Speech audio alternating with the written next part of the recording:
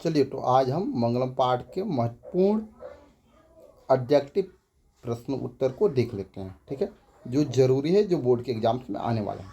पहला, मंगलम पाठ में कुल कितने मंत्र हैं? तो कुल 5 मंत्र हैं मंगलम पाठ में, जो उपनिषद से लिए गए। कहाँ से लिए गए? उपनिषद से।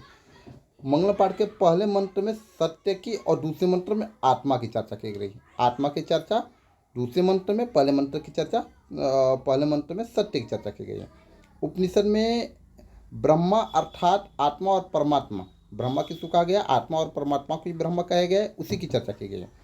उपनिषद किसके सिद्धांत को प्रकट करता है? तो दर्शन शास्त्र के सिद्धांत को प्रकट करता है। ठीक है, मंगलम पाठ के जितने भी मंत्र हैं सब कैसे हैं? पदात्मक हैं, पदात्मक रूप में सारे मंत्र हैं। संपूर्ण संसार किसके द्वारा शासित होता है? तो परमात्मा के द्वारा संपूर्ण संसार शासित होता है। सत्य का मुंह किससे ढका हुआ है?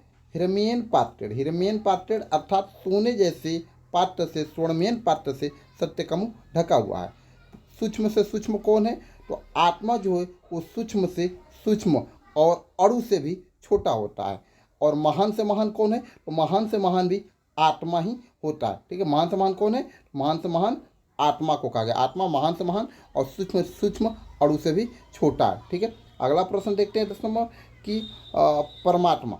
ठीक है, आत्मा परमात्मा का अंश है। किसका अंश है? परमात्मा का अंश। आत्मा जो है परमात्मा का अंश है। किसका अंश है? परमात्मा का। आत्मा कहाँ रहता है? तो जंतु के हृदय रूपी गुफा में वास करता है। कहाँ वास करता है? जंतु के हृदय रूपी गुफा में। शोक से रहित होकर ही मनुष्य किसको देख सकता है? आत्मा को देख सकता है। कैसे?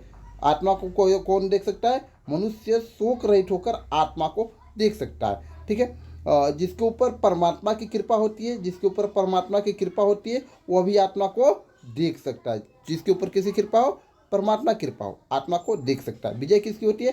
तो सदा सत्य की विजय, सत्य की सदा विजय होती है, असत्य की विजय नहीं होती है। ठीक है, सत्य का मार्ग कैसे प्रशस्त होगा? सत्य से देवलोक का मार्ग प्रशस्त होता है। किसका मार्ग? देवलोक जाने का मार्ग सत्य से प्रशस्त होता है। ठीक है, नदियाँ कहाँ मिल जाती है और क्या छोड़कर मिलती है? तो नदियाँ क्या करती है? अपने नाम और रूप को छोड़कर समुद्र में मिल जाती है। ठीक है, उसी प्रकार विद्वान पुरुष भी अपने नाम और रूप को छोड़कर क्या करता है? विद्वान भी नाम और रूप यानी भक्ति कर विमुक्त हो जाते हैं, अपने नाम और रूप से विमुक्त होकर परमात्मा में मिल जाते हैं। जिस प्रकार से नदियाँ नाम और रूप को छोड़कर समुद्र में मिल जाती है, उसी प्रकार विद्वान पुरुष भी विद्वान नाम रूपी भक्ति कर विमुक्त हो जाते हैं, अर्थात परमात्मा मिल जाते हैं अपने नाम और रूप को छोड़कर। ठीक है, नदियाँ नाम और रूप को छोड़कर कहाँ मिलती है? तो समुद्र में मिलती है। वेद को जानने वाला पुरुष कौन है? महान पुरुष होते हैं। जो वेदों को जानते हैं उसको क्या कहते हैं?